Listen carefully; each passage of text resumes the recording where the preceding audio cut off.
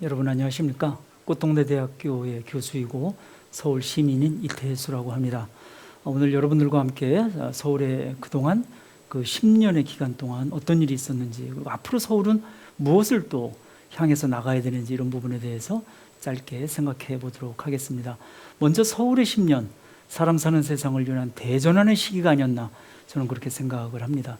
보수정부 9년 동안 대항해 그런 어떤 진지를 형성하고 보수정부가 하지 못했던, 할 수 없었던 그런 정책들을 과감하게 시행했었고요. 그것들이 문재인 정부가 출범할 때 이미 인수위를 하고 있었던 그런 의미를 발휘했습니다. 그래서 싱크로율이 60%에 이른다라고 하는 그런 이야기도 있었죠.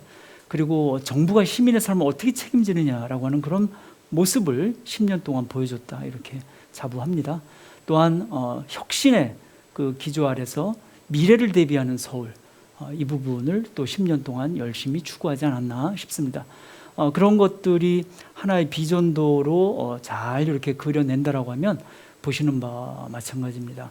그래서 내 삶을 바꾸는 첫 번째 도시로서 미래를 생각하고 상생, 사람, 안전, 일상, 민주주의를 생각하는 그런 정책을 통해서 서울이 그동안 10년의 혁명을 꾸준히 기해왔다라고 보고, 시정의 패러다임도 전시행정에서 사람 중심의 행정으로, 그리고 여러 소통과 그리고 민관협력, 자치와 자율, 이런 부분들을 중시하면서 왔습니다. 이런 부분들이 서울 시민들의 삶의 변화를 이끌어온 것이 분명하고요. 몇 가지 청년 고용률, 주택 보급률, 이런 부분들을 통해서 확인하실 수 있을 겁니다. 그러나 이제 서울은 글로벌 차원에서의 거대한 도전을 또다시 응전해야 되는 그런 10년과 100년을 준비해야 됩니다.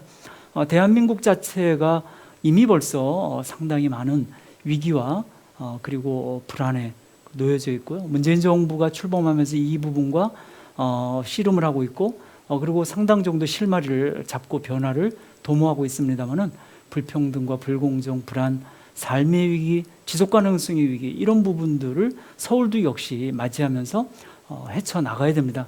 그러나 이제 거대한 전환의 진정한 그 의미는 글로벌 차원에 덮쳐오고 있는 메가 트렌드가 여러 부문에서 4차 산업혁명, 그리고 기후 환경에 있어서의 위기, 그리고 인구 구조의 문제나 아니면은 사회 문화적인 다양한 그런 변화의 측면들이 인류의 어떤 산업혁명 이후의 대분기라고 얘기할 정도의 커다란 변화의 모습으로 위기의 그런 어떤 쓰나미를 몰고 오면서 저희에게 닥쳐오고 있다는 겁니다.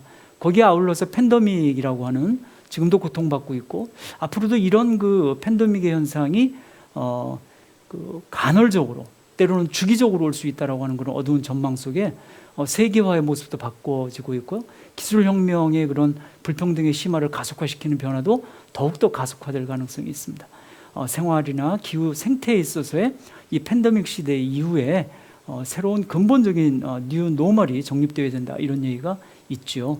그래서 이런 거대한 전환의 시기를 우리가 만약 잘못 헤쳐나간다면, 지금도 우리 사회에서 위기의 양상이라고 또 얘기하고 있는 격차의 문제, 장벽의 문제, 불안의 문제가 초격차, 단절, 공포, 이런 모습으로 변하면서 우리 서울도, 대한민국도 최악의 시나리오를 맞이하게 된다고 생각합니다. 서울시정은 따라서 지금까지 해왔던 10년 혁명을 이런 거대한 전환에 또다시 응전하는 것과 함께 다시 한번 잘 마련해야 되는데, 결국 서울이 대한민국의 표준이고, 서울이 있어야 중앙정부가 있고, 서울이 40조 예산과 5만 명의 공무원을 가지고 할 수 있는 것들을 통해서 모범을 보여야 된다고 봅니다. 서울은 10년 혁명을 지속시키는 연속의 의미, 새로운 시대를 대비하는 전환의 의미, 시민 삶의 변화를 체감하는 도약의 의미를 3대 기조로 삼아야 되지 않을까 싶습니다.